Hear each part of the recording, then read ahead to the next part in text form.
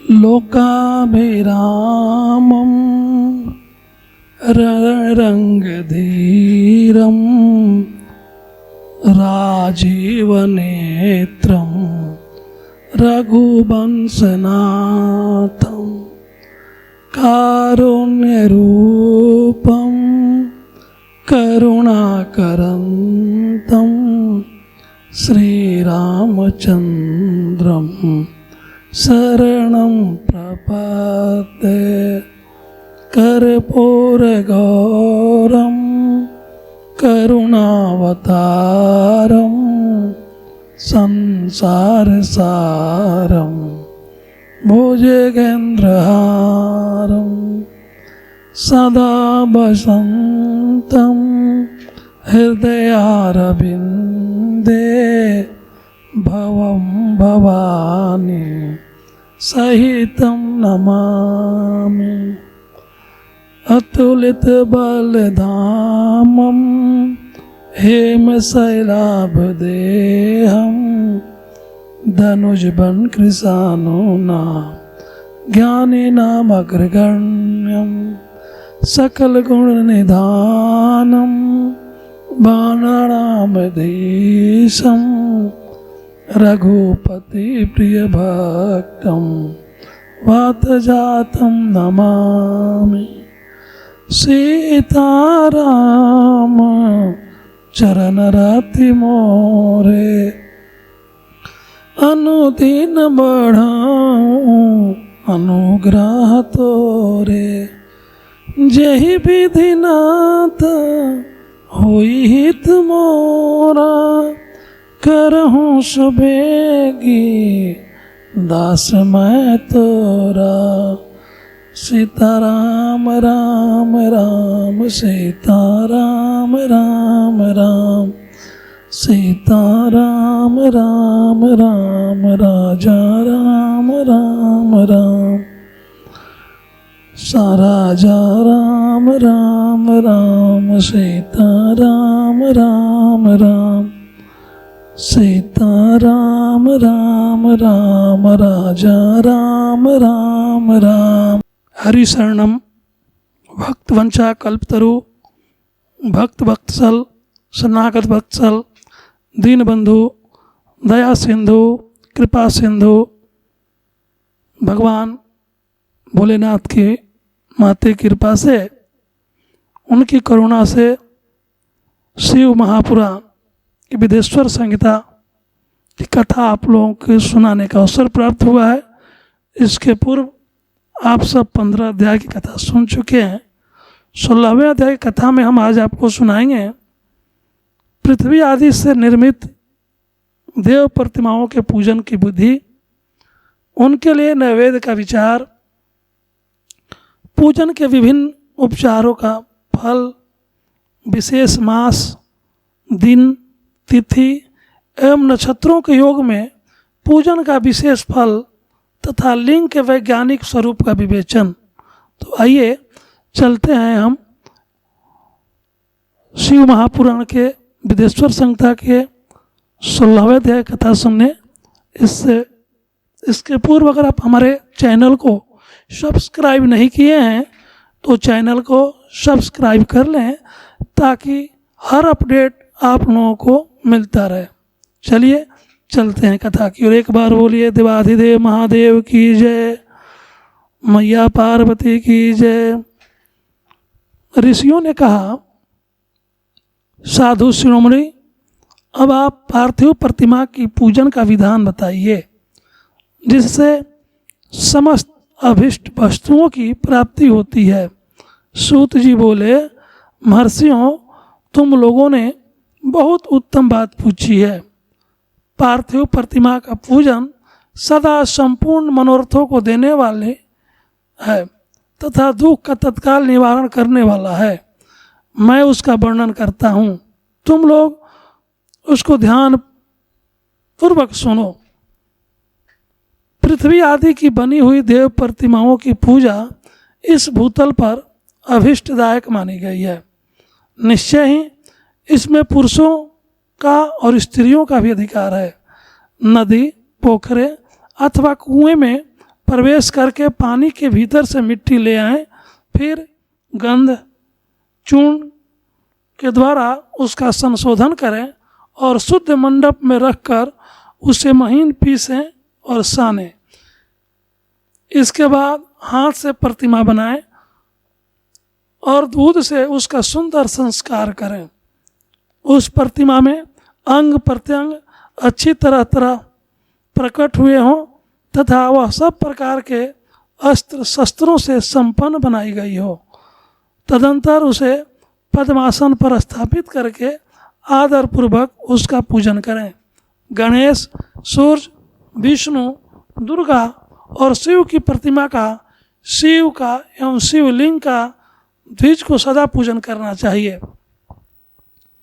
षोडशोपचार पूजन जनित फल की सिद्धि के लिए 16 उपचारों द्वारा पूजन करना चाहिए। पुष्प से प्रोक्षण और मंत्र पाठ पूर्वक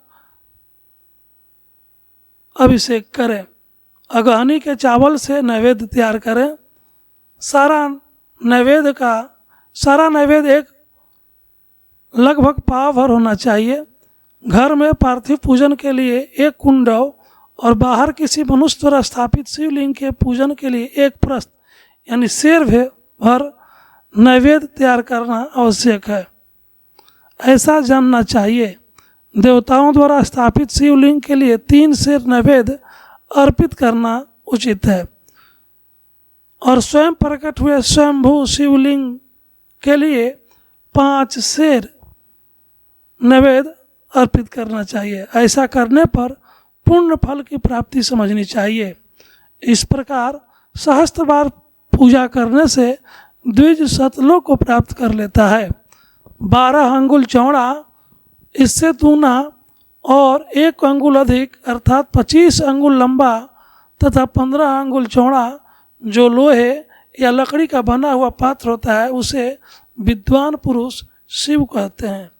उसका 8वां भाग प्रस्थ कहलाता है जो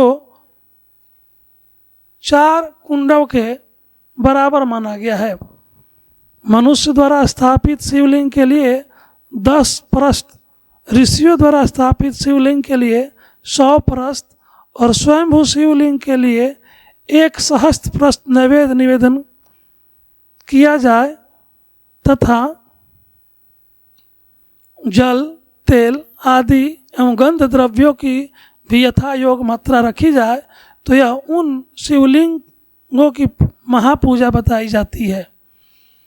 देवता का अभिषेक करने से आत्मशुद्धि होती है, गंध से पुण्य की प्राप्ति होती है, नैवेद्य लगाने से आयु बढ़ती है और तृप्ति होती है, धूप निवेदन करने से धन की प्राप्ति होती है, दीप दिखाने से ज्ञान का उदय होता है, तांबूल पत्र समर्पण करने से भोग की उपलब्धि होती है। इसलिए स्नान आदि 6 उपचारों को यत्नपूर्वक अर्पित करें। नमस्कार और जप ये दोनों संपूर्ण अभिष्ट फल को देने वाले हैं। इसलिए भोग और मोक्ष की इच्छा रखने वाले लोगों को पूजा के अंत में सदा ही जप और नमस्कार करने चाहिए। मनुष्य को चाहिए कि वह सदा पहले मन से पूजा करके फिर उन उपचारों से करें। देवताओं की पूजा से उन देवताओं के लोकों की प्राप्ति होती है तथा उनके अवंतर लोक में भी यथेष्ट भोग की वस्तुएं उपलब्ध होती है। अब मैं देव पूजा से प्राप्त होने वाले विशेष फलों का वर्णन करता हूँ। दीजो तुम लोग श्रद्धापूर्वक सुनो। विघ्नराज गणेश की पूजा से भूलोक में उत्तम अभीष्ट वस्तु की प्राप्ति होती है। शुक्रवार को श्रावण और भाद्रपद मासों के शुक्ल पक्ष की चतुर्थी को और पौष मास के शतभिका नक्षत्र के आने पर विधि पूर्वक गणेश जी की पूजा करनी चाहिए। 100 या सहस्त्र दिनों में 100 या सहस्त्र बार पूजा करें। देवता और अग्नि में श्रद्धा रखते हुए किया जाने वाला उनका नित्य पूजन मनुष्यों को पुत्र एवं अभिष्ट वस्तु प्रदान करता है। वह समस्त पापों को शमन तथा भिन्न भिन्न दुष्कर्मों का विनाश करने वाला है। विभिन्न बारों में की हुई शिव आदि की पूजा को आत्मशुद्धि प्रदान करने वाली समझना चाहिए। बार या दिन, तिथि, नक्षत्र और योगों का आधार है, समस्त कामनाओं को देने वाला है, उसमें वृद्धि और क्षय नहीं होता है, इसलिए उसे पूर्ण ब्रह्म स्वरूप मानना चाहिए। सूर्योदय काल से लेकर सूर्योदय काल आने तक एक बार की स्थिति मानी गई है, जो ब्राह्मण आदि सभी वर्णों के कर्मों का आधार है। विहित तिथि के पूर्व भाग में की हुई देव पूजा मनुष्यों को पूर्ण भोग प्रदान करने वाली होती है। यदि मध्याह्न के बाद तिथि का आरंभ होता है तो रात्रि युक्त तिथि का पूर्व भाग पितरों के श्राद्ध आदि कर्म के लिए उत्तम बताया जाता है। इसी तिथि का पर भाग ही दिन से युक्त होता है, अतः वहीं देवकर्म के लिए प्रशस्त माना गया है। यदि मध्याह्न काल तक तिथि रहे तो उत्तर व्यापनी तिथियों को ही देव कार्य में ग्रहण करना चाहिए। इस तरह शुभ तिथि एवं नक्षत्र आदि ही देव कार्य में ग्राह्य होते हैं। बार आदि का भली भांति विचार करके पूजा और जप आदि करने चाहिए। वेदों में पूजा शब्द के अर्थ की इस प्रकार योजना की गई है, पूजार्थे अनेन इति। यह पूजा शब्द की व्युत्पत्ति है। पू का अर्थ है भोग और फल की सिद्धि। वह जिस कर्म से संपन्न होती है उसका नाम पूजा है। मनवांछित वस्तु तथा ज्ञान ये ही अभिष्ट वस्तुएं हैं।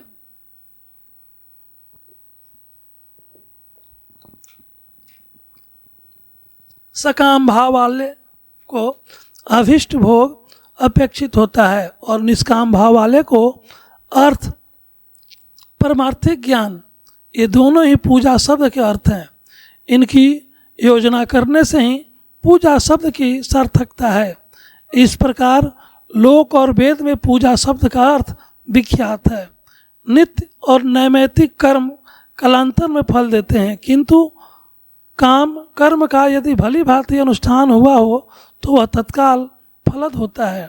प्रतिदिन एक पक्ष, एक मास और एक वर्ष तक लगातार पूजन करने से उन कर्मों के फलों की प्राप्ति होती है और उनसे वैसे ही पापों का क्रमशः क्षय होता है। प्रत्येक मास के कृष्ण पक्ष की चतुर्थी तिथि को की हुई महागणपति की पूजा एक पक्ष के पापों का नाश करने वाली और एक पक्ष तक उत्तम भोग रूपी फल देने वाली होती है। चैत्र मास चतुर्थी को की हुई पूजा एक मास तक किए हुए पूजा का फल देने वाली होती है और जब सूर्य सिंह राशि पर स्थित हो उस समय भाद्रपद मास की चतुर्थी को की हुई गणेश जी की पूजा एक वर्ष तक मनवांछित भोग प्रदान करने वाली होती है, ऐसा जानना चाहिए। श्रावण मास के रविवार को, सावन मास के रविवार को, हस्त नक्षत्र से युक्त सप्तमी तिथि को तथा माघ शुक्ल सप्तमी को भगवान सूर्य का पूजन करना चाहिए। ज्येष्ठ तथा भाद्रपद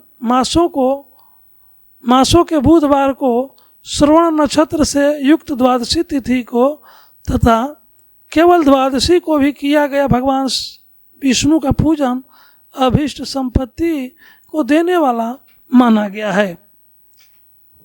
सावन माह में की जाने वाली श्री हरि की पूजा अभीष्ट मनोरथ और आरोग्य प्रदान करने वाली होती है। अंगों एवं उपकरणों सहित पूर्वोक्त गौ आदि 12 वस्तुओं को दान करने से जिस फल की प्राप्ति होती है उसी को द्वादशी तिथि में आराधना द्वारा श्री विष्णु की तृप्ति करके मनुष्य प्राप्त कर लेता है। जो द्वादशी तिथि को भगवान विष्णु के 12 नामों द्वारा 12 ब्राह्मणों को षोडशोपचार पूजन करता है वह उनकी प्रसन्नता प्राप्त कर लेता है। इसी प्रकार संपूर्ण देवताओं के विभिन्न 12 नामों द्वारा किया हुआ 12 ब्राह्मणों का पूजन उन देवताओं को प्रसन्न करने वाला होता है। कर्क की संक्रांति से युक्त सावन मास में नवमी तिथि को मृगशिरा नक्षत्र के योग में अंबिका का पूजन करें। वे संपूर्ण मनवांछित भोगों और फलों को देने वाली हैं। ऐश्वर्य की इच्छा रखने वाले पुरुष को उस दिन अवश्य पूजा करनी चाहिए। आश्विन मास के शुक्ल पक्ष की नवमी तिथि संपूर्ण अभीष्ट फलों को देने वाली है। उसी मास के कृष्ण पक्ष की चतुर्दशी को यदि रविवार पड़ा हो तो उस दिन का महत्व विशेष बढ़ जाता है। उसके साथ ही यदि आद्रा और महायाद्रा यानी सूर्य संक्रांति से युक्त आद्रा का योग हो तो उक्त अवसर पर की हुई शिव पूजा का विशेष महत्व माना गया है। माघ कृष्ण चतुर्दशी को की हुई शिव जी की पूजा संपूर्ण अभीष्ट फलों को देने वाली है। वह मनुष्यों की आयु बढ़ाती है, मृत्यु कष्ट को दूर कर हटाती है और समस्त सिद्धियों की प्राप्ति कराती है। ज्येष्ठ माह में चतुर्दशी को महाआद्रा का योग अथवा मार्गशीर्ष मास में किसी भी तिथि को यदि आद्रा नक्षत्र हो उस अवसर पर विभिन्न वस्तुओं की बनी हुई मूर्ति के रूप में शिव की जो 16 उपचारों से पूजन करता है उस पुण्यात्मा के चरणों का दर्शन करना चाहिए। भगवान शिव की पूजा मनुष्यों को भोग और मोक्ष देने वाली ऐसा जानना चाहिए। कार्तिक मास में प्रत्येक वार और तिथि आदि में महादेव जी के पूजन का विशेष महत्व है। कार्तिक मास आने पर विद्वान पुरुष दान, तप, होम, जप और नियम आदि के द्वारा समस्त देवताओं का षोडशोपचार पूजन करें। उस पूजन में देव प्रतिमा, ब्राह्मण तथा मंत्रों का उपयोग आवश्यक है। ब्राह्मणों को भोजन कराने से भी वह पूजन का कर्म संपन्न होता है। पूजक को चाहिए कि वह कामनाओं को त्याग कर पीड़ा रहित शांत हो देव आराधना में तत्पर रहें।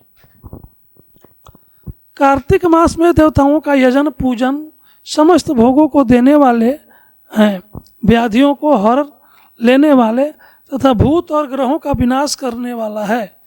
कार्तिक मास के रविवार को भगवान सूर्य की पूजा करने और तेल तथा सूती वस्त्र देने से मनुष्यों को कोढ़ आदि रोगों का नाश होता है। हरे, काली मिर्च, वस्त्र और खीरा आदि का दान और ब्राह्मणों की प्रतिष्ठा करने से क्षय रोग का नाश होता है। दीप और सरसों के दान से मिर्गी का रोग मिट जाता है। कृतिका नक्षत्र से युक्त सोमवार को किया हुआ शिव जी का पूजन मनुष्यों को महान दरिद्र को मिटाने वाला और संपूर्ण संपत्तियों को देने वाला है। घर की आवश्यक सामग्रियों के साथ गृह और क्षेत्र आदि का दान करने से भी उक्त फल की प्राप्ति होती है।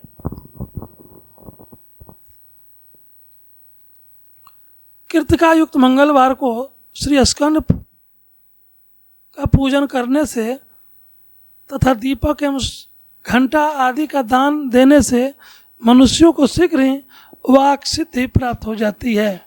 उनके मुंह से निकली हुई हर एक बात सत्य होती है।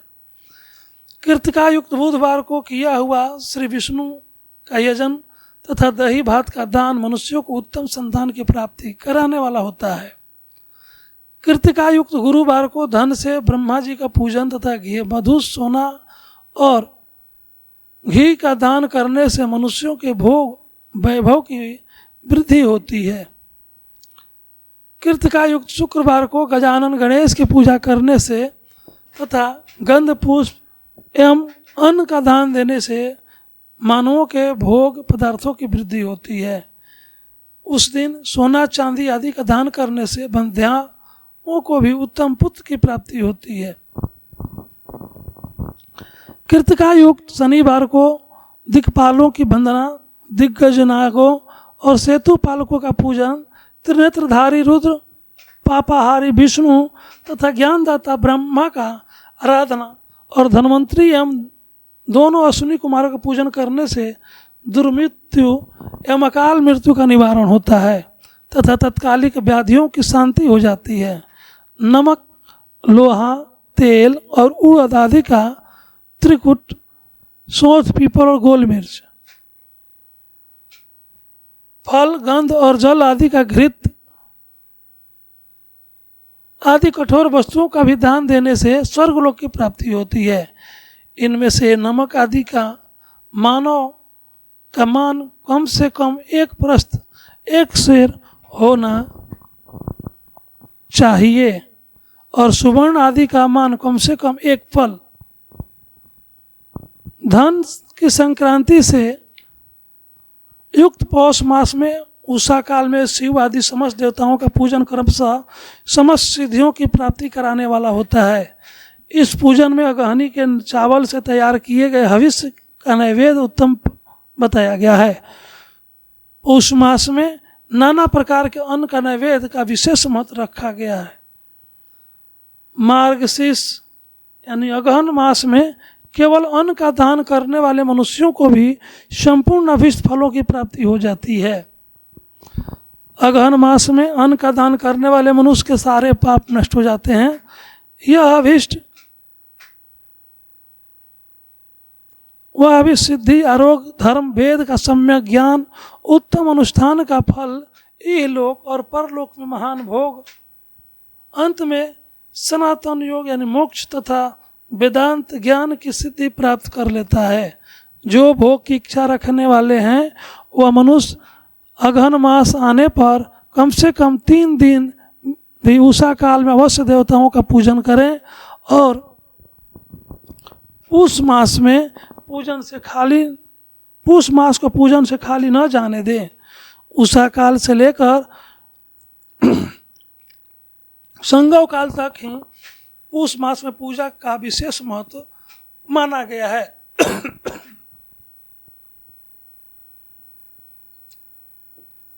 उस मास में पूरे महीने जितेंद्रिय और निराहार रहकर द्विज प्रातः काल से मध्याह्न काल तक वेद माता गायत्री का जप करें। तत्पश्चात रात को सोने के समय तक पंचाक्षर आदि मंत्रों का जप करें। ऐसा करने वाला ब्राह्मण ज्ञान पाकर शरीर छूटने के बाद मोक्ष प्राप्त कर लेता है। द्विजेतर नर नारियों को त्रिकाल स्नान और पंचाक्षर मंत्र का निरंतर जप से विशुद्ध ज्ञान प्राप्त हो जाता है।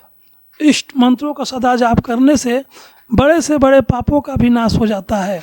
सारा चराचर जगत बिंदु नाद स्वरूप है। बिंदु शक्ति है और नाद शिव। इस तरह यह जगत शिव शक्ति स्वरूप ही है। नाद बिंदु का और बिंदु इस जगत का आधार है। ये बिंदु और नाद, शक्ति और शिव संपूर्ण जगत के आधार रूप में स्थित हैं। बिंदु और नाद से युक्त सब कुछ शिव स्वरूप है क्योंकि वही इसका आधार है। आधार में ही आधेय का समावेश अथवा लय होता है। यही सकलीकरण है। इस सकलीकरण की स्थिति से ही सृष्टि काल में जगत का प्रादुर्भाव हुआ है। इसमें संशय नहीं है। शिवलिंग बिंदु नाद स्वरूप है अतः उसे जगत का कारण बताया जाता है। बिंदु देव है और नाद शिव, इन दोनों का संयुक्त रूप ही शिवलिंग कहलाता है।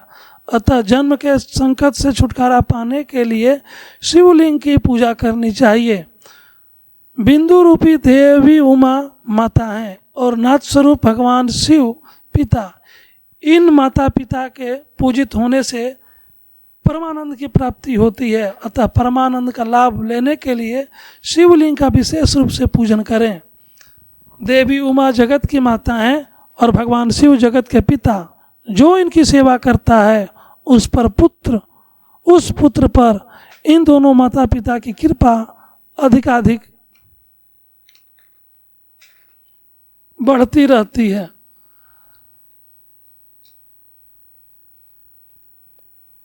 वे पूजक पर कृपा करके उसे अपना आंतरिक ऐश्वर्य प्रदान करते हैं। अतः मुनीश्वरों, आंतरिक आनंद की प्राप्ति के लिए शिवलिंग को माता पिता स्वरूप मानकर उसकी पूजा करनी चाहिए। शिव भर्ग यानी शिव पुरुष रूप हैं और भर्गा शिवा अथवा शक्ति प्रकृति कहलाती है। अव्यक्त आंतरिक अधिष्ठाप रूप गर्भ को पुरुष कहते हैं और सुव्यक्त आंतरिक अधिष्ठानभूत गर्भ को प्रकृति। पुरुष आदि गर्भ है और प्रकृति रूप गर्भ से युक्त होने के कारण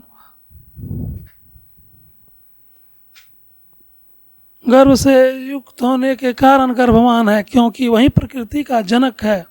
प्रकृति में जो पुरुष का संयोग होता है यही पुरुष से उसका प्रथम जन्म कहलाता है। अव्यक्त प्रकृति से महत्व आदि के क्रम से जो जगत का व्यक्त होना है यही उस प्रकृति का द्वितीय जन्म कहलाता है। जीव पुरुष से बारंबार जन्म और मृत्यु को प्राप्त होता है। माया द्वारा अन्य रूप से प्रकट किया जाना ही उसका जन्म कहलाता है। जीवक का शरीर जन्म काल से ही जीर्ण 6 भाव विकारों से युक्त होने लगता है, इसलिए उसे जीव संज्ञा दी गई है। जो जन्म लेता है और विधिवत पाशों द्वारा तनाव बंधन में पड़ता है उसका नाम जीव है। जन्म और बंधन जीव शब्द का अर्थ ही है। अतः जन्म मृत्यु रूपी बंधन की निवृत्ति के लिए जन्म के अधिष्ठान भूत मातृप्रीति स्वरूप शिवलिंग का पूजन करना चाहिए। गाय का दूध, गाय का दही और गाय का घी, इन तीनों को पूजन के लिए शहद और शक्कर के साथ पृथक पृथक भी रखें और इनको सबको मिलाकर सम्मिलित रूप से पंचामृत भी तैयार कर लें। इनके द्वारा शिवलिंग का अभिषेक एवं स्नान कराएं। फिर गाय के दूध और अन्न के मेल से नैवेद्य तैयार करके प्रणव मंत्र के उच्चारण पूर्वक उसे भगवान शिव को अर्पित करें। संपूर्ण प्रणव को ध्वनि लिंग कहते हैं। स्वयंभू लिंग नाद स्वरूप होने के कारण नाद लिंग कहा गया है। यंत्र या अर्धा बिंदु स्वरूप होने के कारण बिंदु लिंग के रूप में विख्यात है। उसमें अचल रूप से प्रतिष्ठित जो शिवलिंग है वह मकार स्वरूप है, इसलिए मकार लिंग कहलाता है। सवारी निकालने आदि के लिए जो चर लिंग होता है वह उकार स्वरूप होने से उकार लिंग कहा गया है।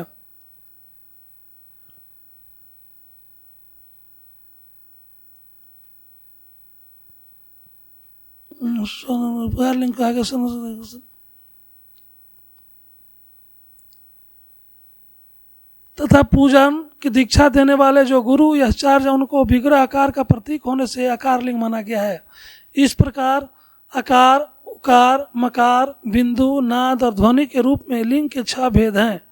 इन 6 लिंगों की नित्य पूजा करने से साधक जीवन मुक्त हो जाता है, इसमें कोई संशय नहीं है। एक बार बोलिए देवाधिदेव महादेव की जय। ओम नमः पार्वती पतये हर हर महादेव। आप सब दर्शकों शिव महापुराण के विधेश्वर संहिता की 16वें अध्याय कथा सुना। यह कथा कैसा लगा कमेंट में लिखें, चैनल को सब्सक्राइब करें और अधिक से अधिक इस वीडियो को शेयर करें। सादर जय श्री राम। ओम नमः शिवाय।